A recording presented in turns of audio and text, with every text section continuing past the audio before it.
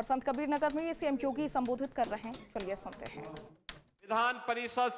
विधान परिषद सदस्य संतोष सिंह जी, सुभाष यदुवंश जी, जिला पंचायत अध्यक्ष श्री बलराम यादव जी, पूर्व सांसद अष्टभुजा प्रसाद शुक्ल जी, पूर्व सांसद इंद्रजीत मिश्र जी, भारतीय जनता पार्टी की जिला की अध्यक्ष श्रीमती नीतू सिंह जी, जिला अध्यक्ष गोरखपुर श्री जनार्दन तिवारी जी, पूर्व विधायक राकेश सिंह बघेल जी, पूर्व विधायक दिग्विजय नारायण चतुर्वेदी जी, जिला प्रभारी अजय सिंह गौतम जी, जिला महामंत्री गणेश पांडे जी, पूर्व विधायक संत प्रसाद जी,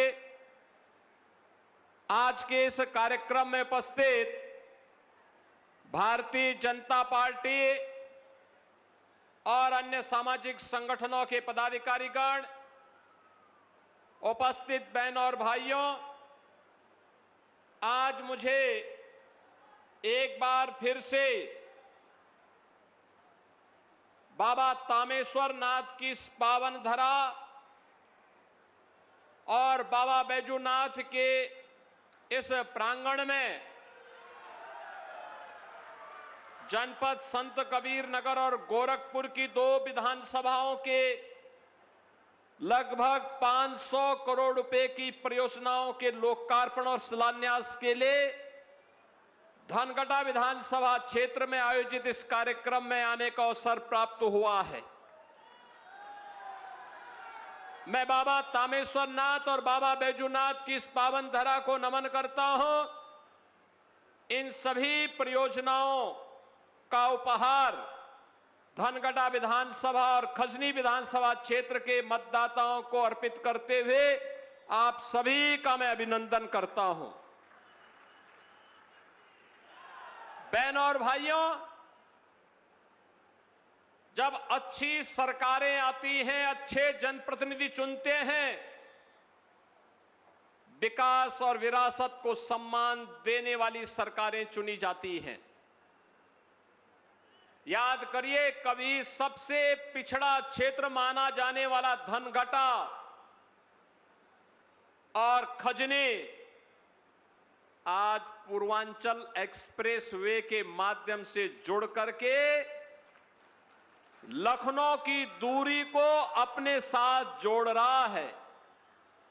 अब कोई भी जाता है, गोरखपुर का व्यक्ति लखनऊ जाता होगा या पूर्वी उत्तर प्रदेश का कोई व्यक्ति अगर पूर्वांचल एक्सप्रेसवे के साथ जोड़ता और जाता होगा तो खजनी और धनगटा विधानसभा उसके साथ जुड़ती भी दिखाई देती है, उसकी यात्रा की सहयात्री बन जाती है।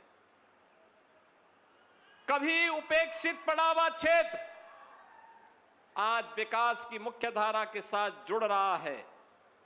कभी उपेक्षित पड़े हुए पूर्वजों की ये विरासत, बाबा तामेश्वर नाथ धाम हो या अन्य वे सभी पवित्र धर्मस्थल जिनका उल्लेख यहां पे श्री राम चौहान जी कर रहे थे, आज उनका सुंदरीकरण न केवल आस्था को सम्मान है बल्कि पूर्वजों के प्रति कृतज्ञता भी है, जिन्होंने उन स्थलों को कभी स्थापित किया था, उन्हें सजाने संवारने का काम किया था।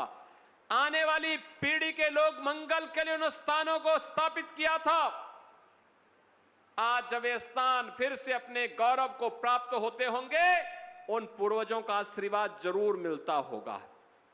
और इसलिए बहनों और भाइयों, ये तभी संभव होता है जब अच्छे जनप्रतिनिधि चुने जाते हैं।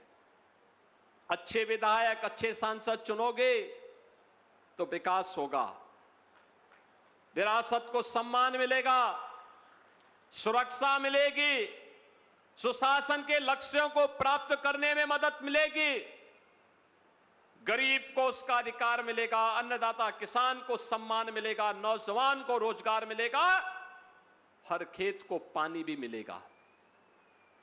लेकिन जब बेईमान और भ्रष्टों की सरकार आती है, जनता के हक पर ये लोग डकैती डालते हैं। बेटी की सुरक्षा में सेंध लगाते हैं, व्यापारी को तबाह करते हैं और अन्नदाता किसान को आत्महत्या करने के लिए मजबूर करते हैं, नौजवानों के रोजगार को छीनते हैं,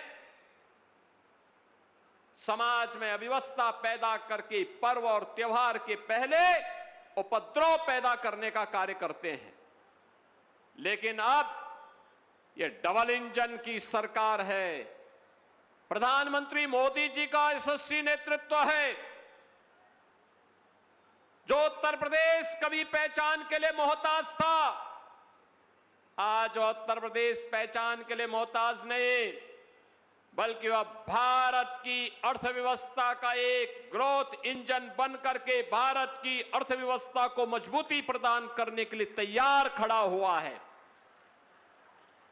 आप इस जनपद को ही देख लीजिए, कभी संत कबीर दास जी आए थे और यह माना जाता था कि मगहर में मरना भी पाप का कारण बनता था।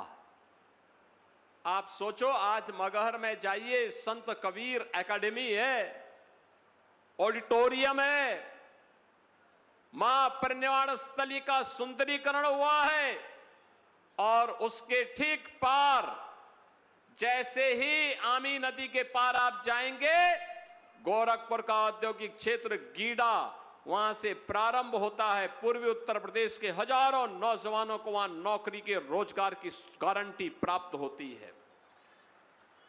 हम जब धनघटा में आते हैं, धनघटा के माध्यम से जब हम विकास की इस यात्रा को आगे बढ़ाते हैं, पूर्वांचल एक्सप्रेसवे प्रदेश की राजधानी और काशी और प्रयागराज जाने का रास्ता तो आपका प्रशस्त करती ही है, लेकिन जैसे ही क्वानो नदी को आप पार करते हैं तो धूलियापार क्षेत्र में ग्रेटर गीडा की स्थापना के बाद, नए उद्योगों की स्थापना के बाद धनघटा के नौजवानों के लिए भी नई नौकरी की संभावना वहां उपलब्ध होती है।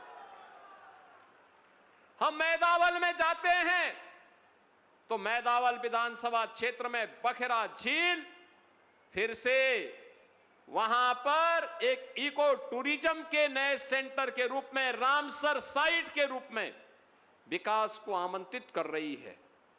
बहनों और भाइयों, विकास की प्रक्रिया, हाईवे का निर्माण, एक्सप्रेसवे का निर्माण,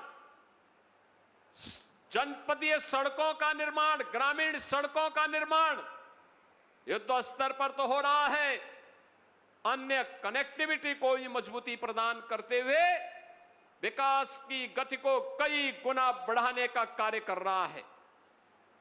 जहां पे उच्च शिक्षा के संस्थान नहीं, वहां संस्थान खोले जा रहे हैं।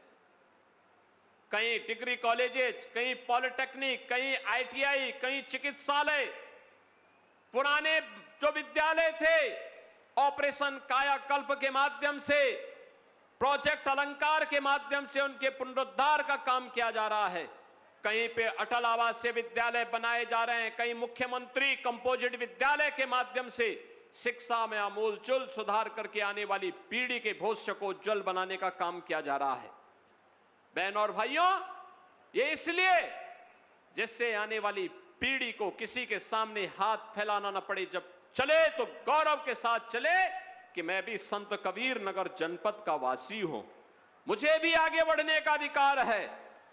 मैं भी कह सकता हूं कि हां, मैं भी अपने अधिकार को लेकर के रहूंगा और यह सरकार आपका अधिकार आपको दिलाने के लिए आज आपके द्वार आई है। और उसी क्रम में आज मुझे इन दोनों विधानसभाओं की दिशा से यहां पर आने का अवसर प्राप्त हुआ है। बहनों और भाइयों, कभी 2 बार था। आप गोरखपुर की बेलघाट और खजनी विधानसभाओं में सिकरीगंज की कनेक्टिविटी को देखते, कितनी खराब थी। धनघटा, कितनी खराब स्थितियां थी। आज तो मैं कहता हूं, आपको लखनऊ जाने के लिए, खल्लाबाद जाने की आवश्यकता नहीं। बेलघाट वासियों को लखनऊ जाने के लिए अब सहजनवा जाने की आवश्यकता नहीं, गोरखपुर जाने की आवश्यकता नहीं, सीधे निकले और पूर्वांचल एक्सप्रेसवे के साथ सीधे 2 घंटे में लखनऊ की दूरी। आप सोचो, कोई सोचता था कि लखनऊ 2 घंटे में पहुंच पाएंगे? लेकिन ये संभव हुआ है क्योंकि डबल इंजन की सरकार आपके पास है। और डबल इंजन की सरकार विकास की स्पीड को इतनी तेजी के साथ आगे बढ़ाने का काम करती है। बहनों और भाइयों, यहां पे विकास की ढेर सारी योजनाओं के बारे में चर्चा हो। मैं पिछले दिनों तामेश्वरनाथ धाम पे भी आया था और मैंने तब भी कहा था, हमारी इच्छा है तामेश्वरनाथ धाम को एक पहचान मिले, वहां कॉरिडोर का निर्माण हो, लोग सहयोग करेंगे, कंपनसेशन भी मिलेगा और अगर आवश्यकता समझेंगे तो उनको जमीन भी आवंटित हो जाएगी। लेकिन अगर कॉरिडोर को दे देंगे तो विकास बहुत तीव्र गति से होगा। जो लोग पूजा करते हैं उनके किसी कार्यक्रम में हमारा हस्तक्षेप नहीं।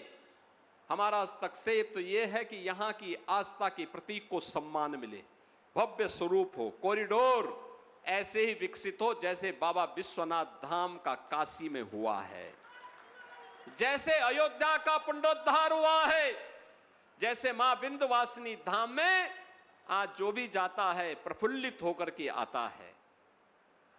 यही तो है डबल इंजन की बीजेपी सरकार को समर्थन देने का परिणाम।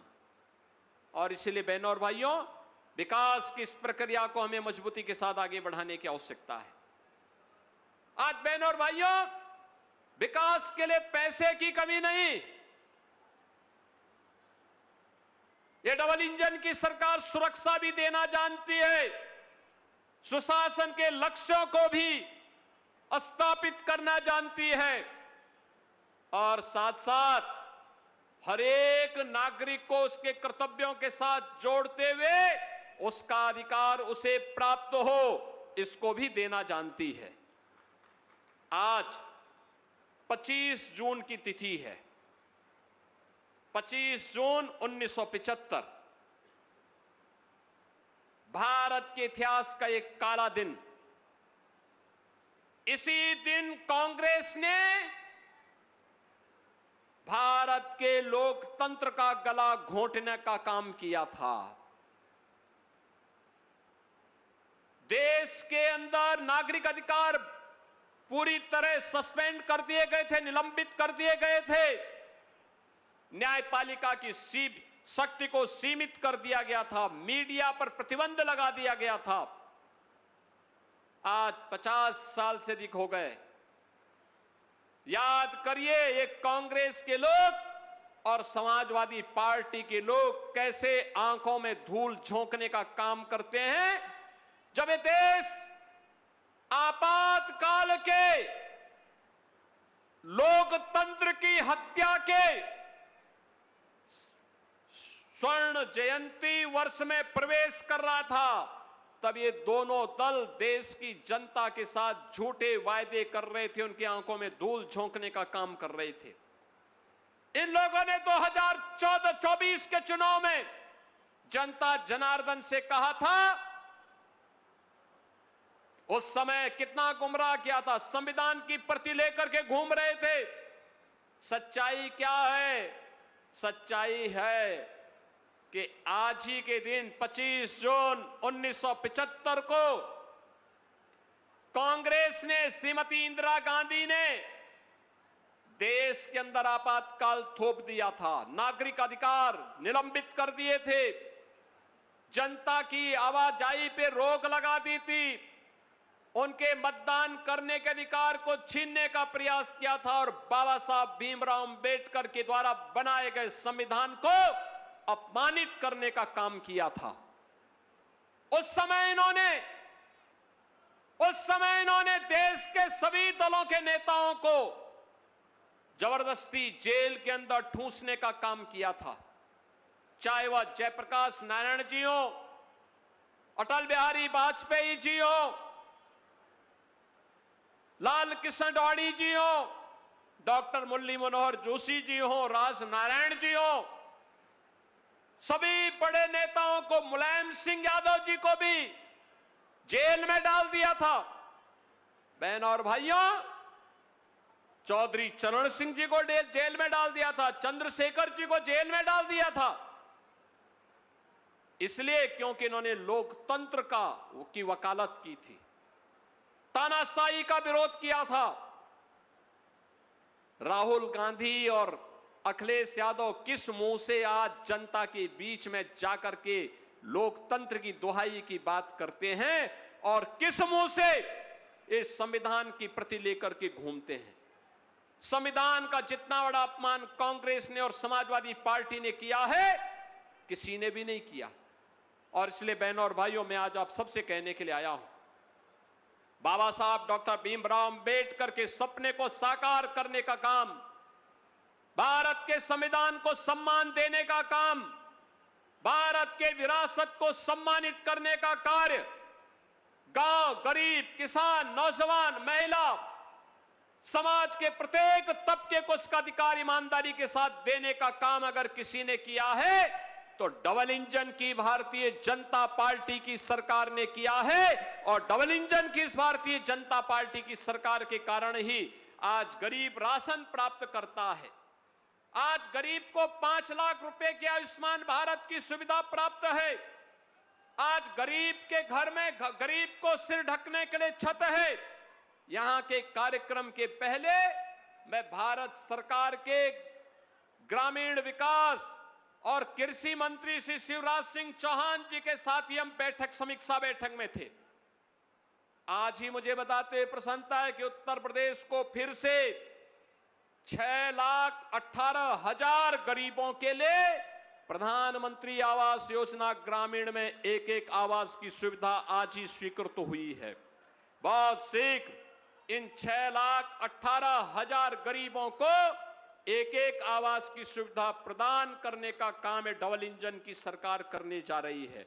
और इसलिए बहनों और भाइयों, आज के इस अवसर पर आप सभी को 475 करोड़ रुपए की लागत से 139 करोड़ की जो परियोजनाएं हैं, 139 विकास परियोजनाएं हैं, इन सभी परियोजनाओं के लिए, जिनमें 225 करोड़ की परियोजनाएं धनगटा विधानसभा की और 251 करोड़ रुपए की परियोजनाएं खजनी विधानसभा की है, इन सब की सौगात में आप दोनों विधानसभाओं के मतदाता बंधुओं को अर्पित करता हूं। आप सबका आह्वान करता हूं, डबल इंजन सरकार के साथ रहिए, विकास की प्रक्रिया में सहभागी बनिए, सुशासन और समृद्धि के लक्ष्यों को प्राप्त करने के लिए आने वाली पीढ़ी के भविष्य को उज्जवल बनाने में आप सभी अपना योगदान देंगे। इस विश्वास के साथ आप सभी के प्रति मैं अपनी शुभकामनाएं देता हूं। धन्यवाद। जय हिंद, जय जय श्री राम। बहुत बहुत धन्यवाद माननीय। तो संत कबीर नगर से मुख्यमंत्री योगी आदित्यनाथ को सुन रहे थे आप। 139 परियोजनाओं का लोकार्पण और शिलान्यास आज सीएम के हाथों यहां पर हुआ है। विपक्ष पर हमला बोलते हुए सीएम ने एक के बाद एक तमाम बड़ी बातें कही। खासतौर से आपातकाल का जिक्र करते हुए सीएम ने कहा कि कैसे लोकतंत्र का गला घोंटा गया था और आज समाजवादी पार्टी और कांग्रेस पार्टी लोकतंत्र की दुहाई देती है। इसके अलावा डबल इंजन की सरकार की उपलब्धियों का भी सीएम योगी आदित्यनाथ ने जिक्र किया। उन्होंने कहा कि कैसे डबल इंजन की सरकार उत्तर प्रदेश को विकास के नए आयाम तक लेकर जा रही है। आज उत्तर प्रदेश पहचान का मोहताज नहीं है, भारत की अर्थव्यवस्था का ग्रोथ इंजन बन रहा है। देश की अर्थव्यवस्था का ग्रोथ इंजन बना है यूपी। ये बातें सीएम योगी आदित्यनाथ की तरफ से कही गई हैं। हमारी सरकार में विरासत का सम्मान किया जा रहा है, ये भी कहा सीएम ने। साथ ही साथ उन्होंने कहा कि गरीबों को उनका पूरा अधिकार मिल रहा है, किसी प्रकार का कोई भ्रष्टाचार उसमें नहीं होने दिया जा रहा है।